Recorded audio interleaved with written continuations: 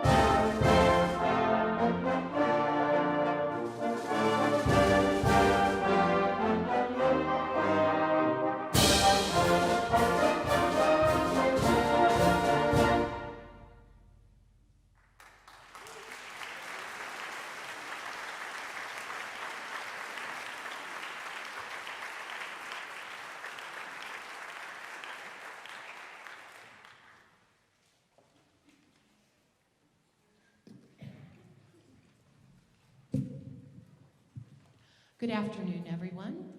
It's our first concert of our new season, the 2019-2020 season, and it is wonderful to see all of you out there. I'm Robin Myers. I'll be your program moderator, at least for portions of the program, so welcome, and here we go. Originally written for orchestra, Danzon No. 2 has enjoyed significant popularity on performance programs everywhere. The danzón itself was Cuban-born from a natural synthesis of Spanish, British, and French dance forms, and this work is built on a beautiful, elegant main theme, stated on clarinet, building in intensity before erupting into a passionate rhythm later on. The Danzón No. 2 is one of at least 8 danzones composed by Marquez and is a tribute to the environment that nourishes the genre. It endeavors to get as close as possible to the salon dance for couples, to its nostalgic melodies, and to its wild rhythms. Danzón No. 2 was written on a commission by the Department of Musical Activities at Mexico's National Autonomous University and is dedicated to the composer's daughter, Lily.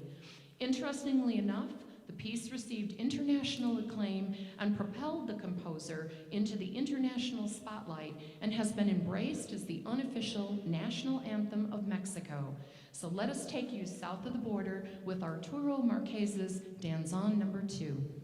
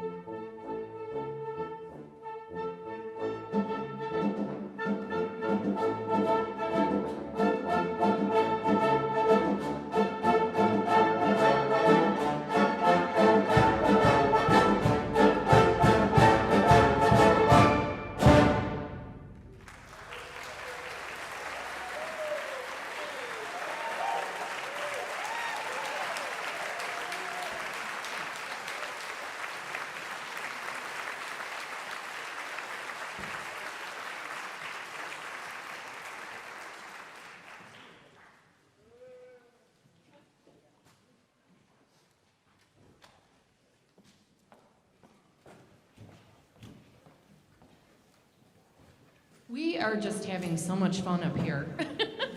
It's hard to sit still in your seat when you've got such a great piece to play. So hopefully you enjoyed it as much as we did performing it.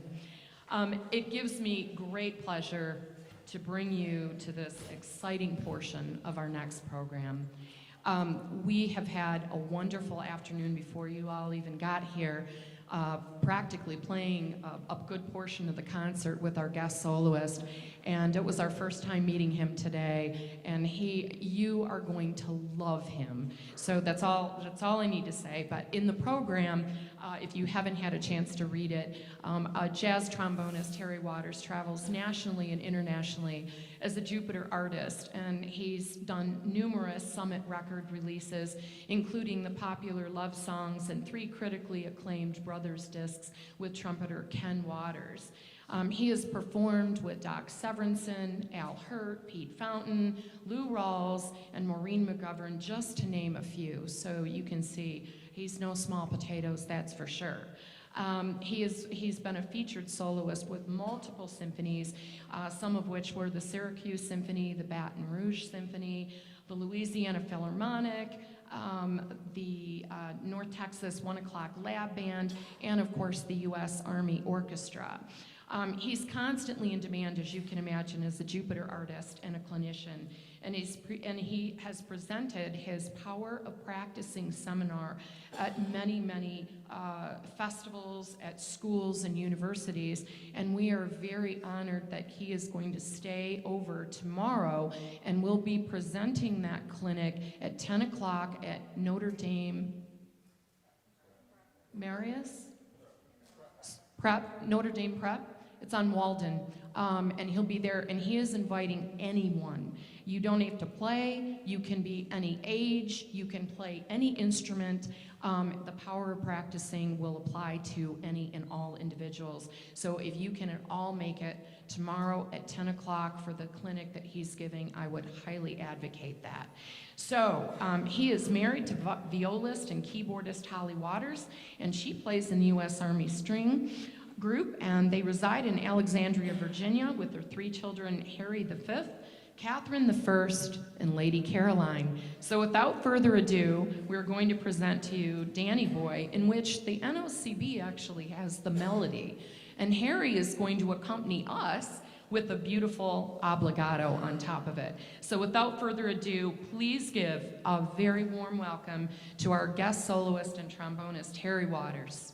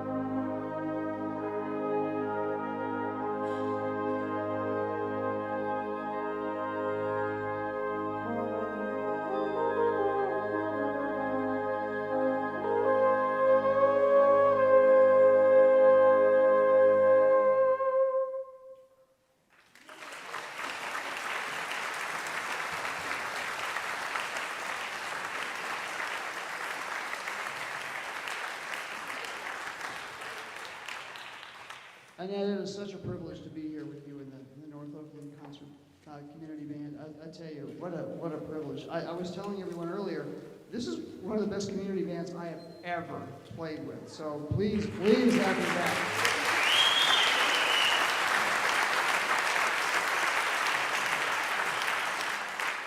A little over 50 years ago, my family drove my brother and I down to see the Apollo 11 launch in Cape Canaveral.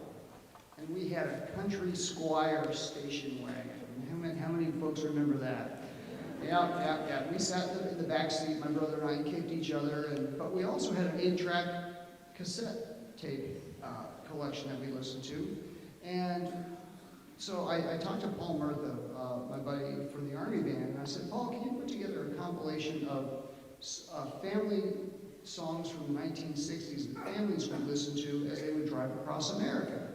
And here are some titles that I gave, some of the titles. We're not going to tell you what they are, but we have a feeling that you're going to recognize some of them. Are you ready, Maestro? I am. Okay.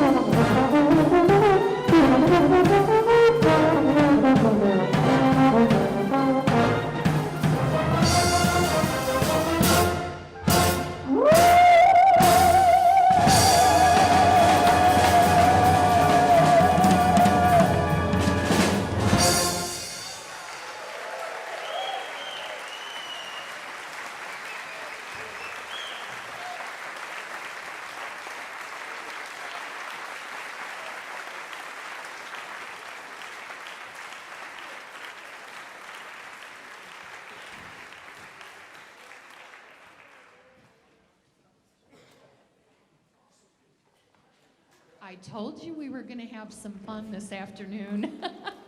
That's just a little dose of Harry. Wait till the second half, it gets even better. Fiesta was originally one of Clifton Williams' 5 symphonic dances commissioned by the San Antonio Symphony Orchestra to celebrate their 25th anniversary in 1964. In the original suite, each of the 5 dances represented the spirit of a different time and place relative to the background of San Antonio, Texas. Fiesta is an evocation of the excitement and color of the city's numerous Mexican celebrations. The modal characteristics, the rhythms, and the finely woven melodies depict what Williams called the pageantry of Latin American celebration. Street bands, bullfights, bright costumes, and colorful legacy of a proud people. Here is what you might want to listen for. The introduction features a brass fanfare that generates a dark yet majestic atmosphere that is filled with the tension of upcoming events.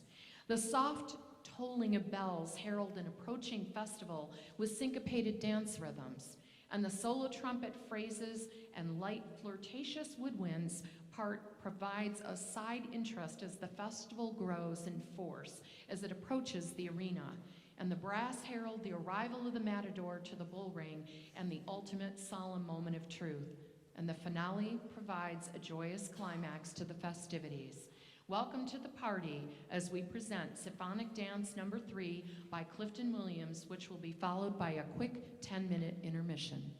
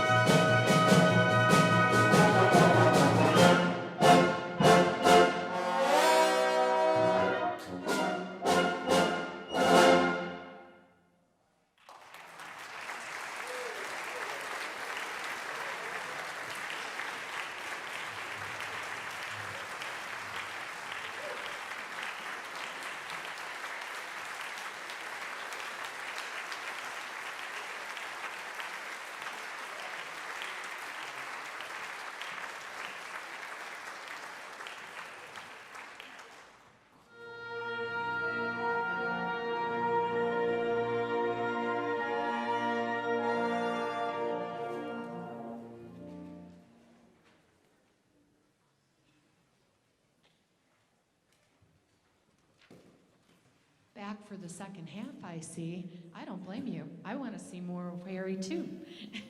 When our next composer, Joshua Hobbs, accepted a commission to write a jazz-inspired work for wind ensemble from Dan Dubé and the Howard Blake High School Wind Ensemble, he was caught slightly off guard.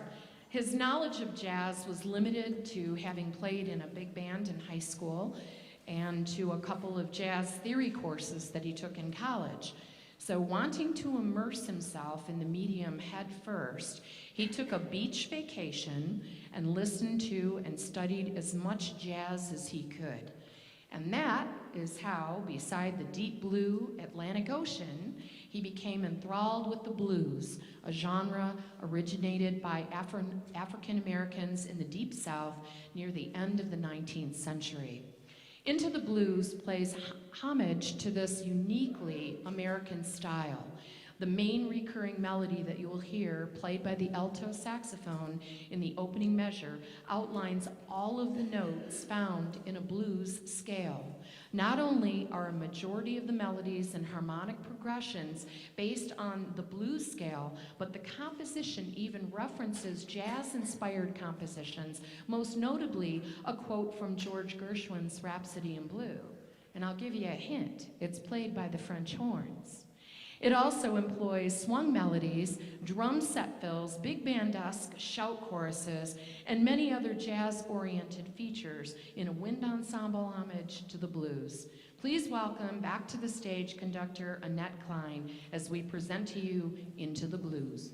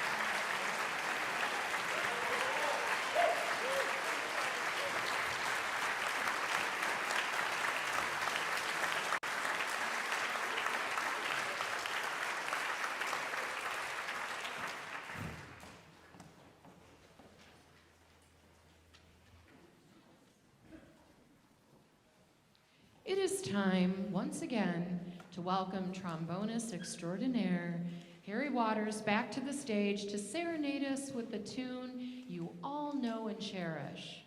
A slow, beautiful ballad for a relaxing Sunday afternoon.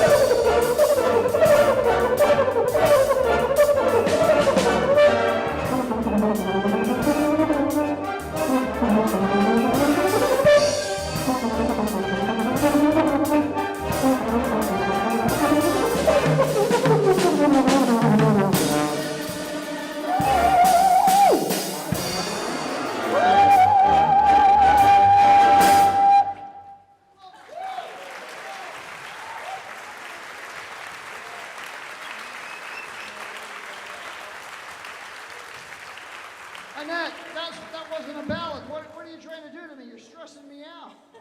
Oh my gosh. I mean, I'm already stressed out because just a couple of days ago, I was in New York with my family, and we were in Central Park, and we saw two peanuts walking through Central Park, and one of them was assaulted.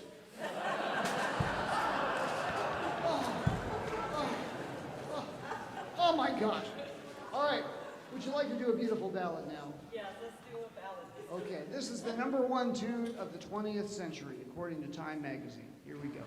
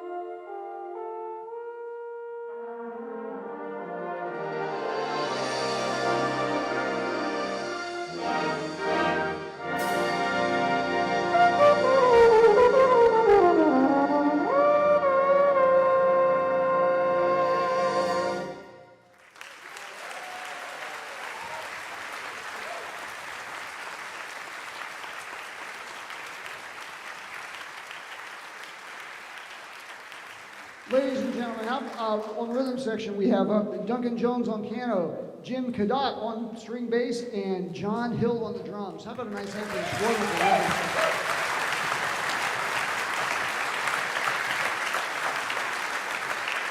And it was such a privilege again to play with this fabulous band. I want to send my sincere thanks to Annette, and Mark, and Brett, and George, and Randy, and Carol, and Christy, and Robin, and Dave, Deb, Robert, and Drew back there on sound. He's doing a fabulous job. Thank you, Drew. Wow. All right, I'm starting to get a little less stressed out. But I'm still a little stressed because the week before we went to New York, I took my family to a restaurant, and they were having some sort of crazy contest. And there were all these pieces of meat hanging from the ceiling. And I walked in with my family, and the owner came up and said, "Harry," because we knew each other, he said, "if you can count all the pieces of meat hanging from the ceiling, I will give you and your family a really, really high-class meal for nothing. It'll be a free meal." And I started stressing out even more. I mean, it's just terrible. Sweat was coming down, and I looked around, I looked up at the ceiling, and I said, "I'm sorry, I just can't do it. The stakes are too high."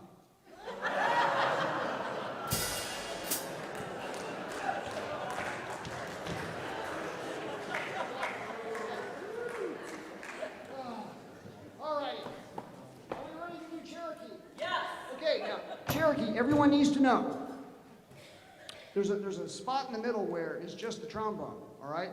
So it gets kind of hot up here, so throw some ice if you have any ice, and just keep in mind that it's AABA form, all right? And the first note of the bridge is a C sharp minor 7. Here we go. Are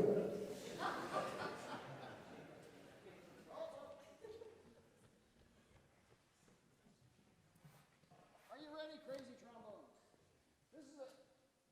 Don't invite this bunch to your parties, you'll be sorry.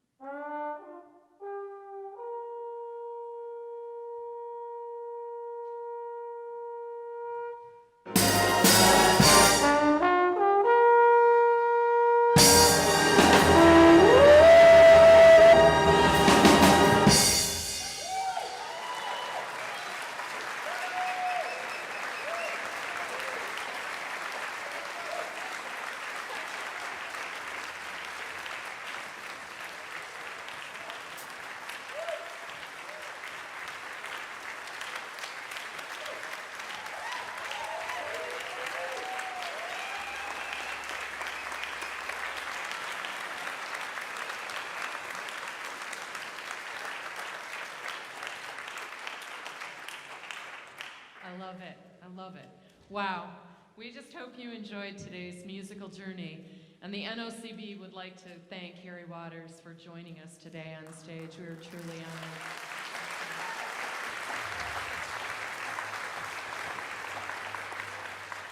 We would also like to acknowledge some of the other fine musical guests that we have on stage that really made that happen.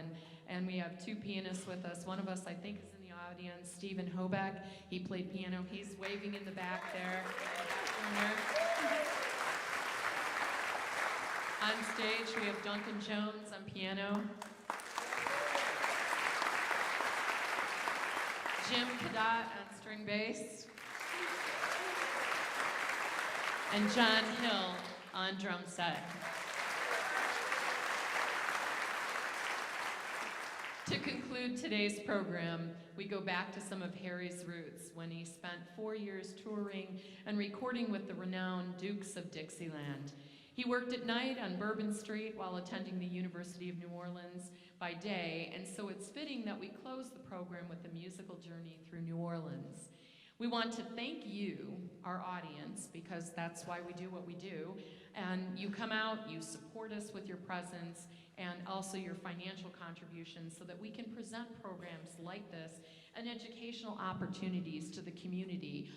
As I stated earlier, Harry is going to conduct the Power of Practicing clinic tomorrow, Monday, 10 a.m., Notre Dame Prep, which is on Walden Road. It's open to people of all ages, and you don't have to play trombone or a brass instrument. It is open to anyone. So if you can, please attend.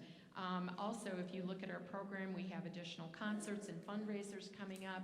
Our Dixieland annual fundraiser is coming up very soon, that Saturday, November 9th at 6:30 at Christ the Redeemer Catholic Church. And our annual holiday concert, which is on Sunday, December 8th at 4 p.m., also at the same church. We thank you again for spending your time with us this afternoon, and enjoy our final journey to the streets of New Orleans. Take it away, Harry. Thank you so much. I just would like to, and I almost forgot about one special thing that's going on today and one day only. If you get your phones out and go to YouTube, like right now, if you go to the Harry Waters channel with 2 T's and subscribe, you'll receive a free puppy.